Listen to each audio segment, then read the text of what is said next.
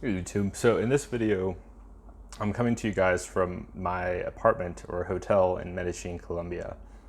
And I rented this place because it's real quiet and the people that work here are really nice. The reviews are really good. The location is awesome. It's like the perfect location across from Santa Fe Mall or Santa Fe Mall.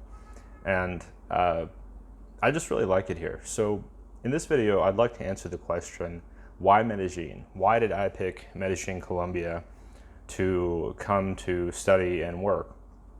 So I'm going to go ahead and get into what I study and what I work on, and then I'll get into the why. So I'm a computer science student. I previously had studied political science. I thought I'd want to go to law school, et cetera, et cetera. So with computer science, you're typically studying very difficult mathematics and science courses. Not only do I take math and computer science courses, I also have taken some physics courses. I'm taking a physics course right now. So these tend to be very intellectually demanding. It's not just that you have to think hard, it's that you have to think hard and get the right answer.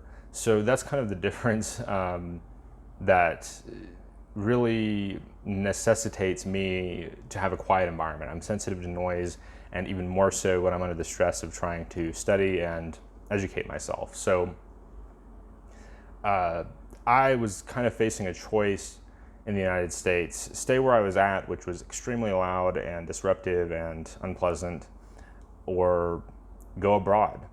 I tried to rent a short-term place in the United States, but it just didn't line up for me.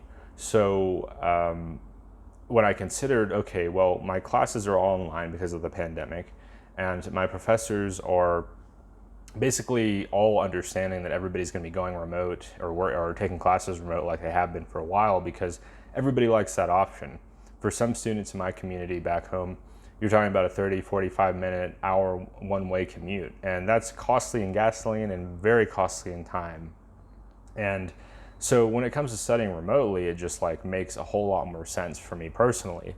But I don't have family in the United States. I don't really have people I'm close to in the United States, very many people I'm close to in the United States, except for my good friends, which they're similar in age to me, so they have to work a lot. They're not in a position to help other people out. They're trying to help themselves out. And I don't mean that in a critical way. I fully support that. I wish more people were like my friends, and that all of my friends, one of the qualities I look for in friends is responsibility and responsible behavior. And I can honestly say that about all of my friends. I would describe all of my friends as responsible people.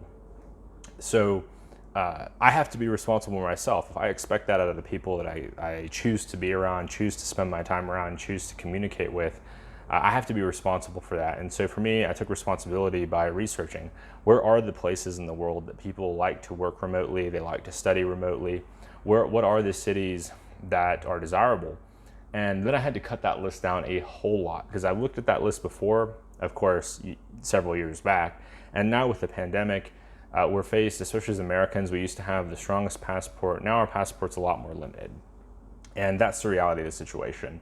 Love it or hate it, that's what you got to deal with. And so it kind of occurred to me, like, why not check out Medellin? I see that Colombia is open to Americans.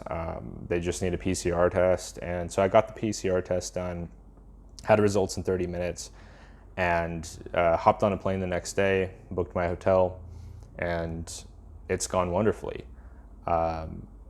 But it's not just, the cost of living factor. I've got a number of factors I've taken notes on right here, and I'm going to go ahead and get into those because I think they're all relevant. And I could have gone with a couple of other cities, well, several other cities, a few other on my list, just so you kind of know before I get into why I chose Medellin. I was looking at Mexico City. I was looking at the Quintana Roo, Mexico area. I was looking at Quito, Ecuador. I was looking at Lima, Peru. I was also looking at Istanbul, Turkey. I was also looking at Belgrade, Serbia, Armenia, Georgia the country, not Georgia the state. So these were all places that I felt like were reasonable for me to consider as an American. But so why Medellin? Well, the first and most obvious one to me was that because my dollar goes further, I can get a quiet place to live. That's the first and most obvious thing. It's going to be much more affordable. It is much more affordable than where I live in the States. And at this point, most of the states most of the U.S. is expensive. It doesn't really matter as much about necessarily being in a job center, because now that people can work remote, this is causing other areas to become more and more expensive, just because some professionals are not attached to a certain location.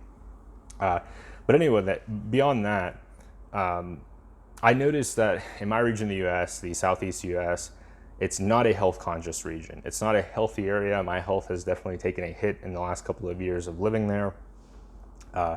The food tends to be greasy. There's a lot of fast food. The lifestyle tends to be extremely car-oriented. There's nowhere to really walk or bike safely. People kind of frown upon you taking your health seriously. It's just looked at with skepticism, and it's just not a healthy area. So that was really important to me. It was out of my possible choices, choosing a place that is healthy, that I can exercise on a regular basis. I can opt for healthy meals at a affordable price and a variety, not just going to the healthy spot in town, but that there's a number of healthy spots in town. So that was really important to me, being in a place that is health conscious. And I really feel like this meets that criteria. Ironically, not really ironically, it's kind of what I expected, but not so overt. Sunday morning, so I landed here last Saturday night. Sunday morning, when I got here, I woke up and go outside my hotel, and there's like a marathon. So I wouldn't call it necessarily a marathon, but they basically block off a lane of the main avenue, one of the main avenues here in Medellín, Ave El Poblado. I think it's also called number 43. And people were exercising. People were walking, riding their bicycles. They were with their families. It was this thing where it seemed like the whole city comes out and gets together and exercises and focuses on their health and well-being. And I thought it was just really cool. I was like, this is the kind of atmosphere I want to be in. This is the kind of this is what I need. I'm looking to take at least another year or two to have health as one of my priorities. Not that it's not going to always be a priority, but I'm starting to realize I'm getting closer to 30, and it needs to become more of a priority in my life. So that's something that Medellín has really fit the bill for, is taking the time to take my health seriously. So what's next? Mild weather. So if I'm not sure, where the majority of my viewers are yet, I imagine the United States. Much of the United States is really cold right now. Even I noticed, I keep the forecast of the Bay Area on my phone, along with cities in the Southeast and Midwest, and it is chilly. It's chilly throughout the country. But here in Medellín, it's in the 70s every day, 70s and sunny. Occasionally it rains, but the rain's really not that bad. We've had one downpour here in the last week, and even that, coming from where I'm from, not that big of a deal. So the mild weather here ties into the health conscious aspect. It's not just a health conscious city, but the city is also conducive to exercising. I haven't done any hikes here yet, but we're surrounded by mountains here in Medellín, and I imagine I'm gonna have some really good times with hikes on my spring break. I think I get my spring break in about a month, and 3 weeks. 3 weeks from now. And so I was trying to decide, I may go to Cartagena, but I may stay here in Medellín for this spring break. This seems like a perfectly fine city to take a week to just do hikes and explore more of Lorales and Envigado, and perhaps even get out of the city. There's a variety of things to do here in Medellín, and you have to do some digging, in my opinion. They're not necessarily all right at face value, but they're things that I enjoy doing, and that's what's important to me.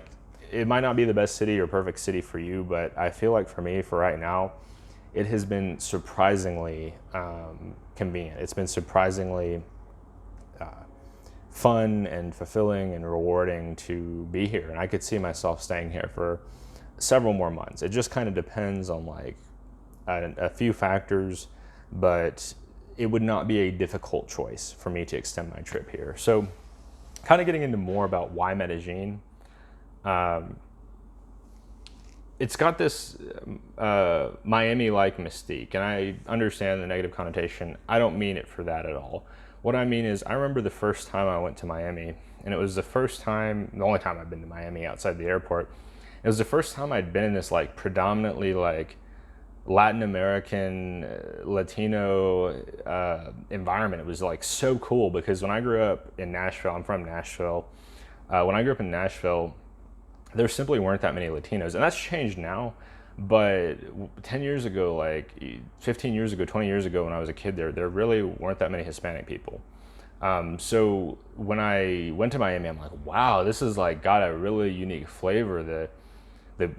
First off, it's gorgeous. Like construction is, I mean, it's got this kind of, I don't know how to explain it. It's got a certain vibe that just really, I really, really like. And as soon as I got to Medellin, I'm like, oh, this reminds me of aspects of Miami. Now, of course, there's some major differences. Miami is in the United States, Medellin is in Colombia. Miami is on the water, Medellin is in the mountains. But it right off the bat gave me that kind of, I'm not in the United States anymore. And there's parts of Miami where you feel like, man, am I really in the United States? Because it's only Spanish speaking. You're not going to have the English that you have in much of the United States. So next, now this isn't a make or break thing, but I've got to be honest about it just because a lot of people have told me this, and I go into every city. I try to go into every city with a semi blank slate, no expectations type of thing. Like I don't expect this or that, so I just like take it for what it is. And a number of my friends are like, "Oh, you're going to Medellin? Oh, they're the most beautiful women in the world there in Medellin. I keep hearing from my buddies this and that, blah blah blah blah blah." And I can attest to the fact that the women here are very attractive. I can't count on the guys. That's not my thing, but definitely love the LGBT community and support everyone, regardless of their proclivity, as long as it's permissible in the United States. And basically, here,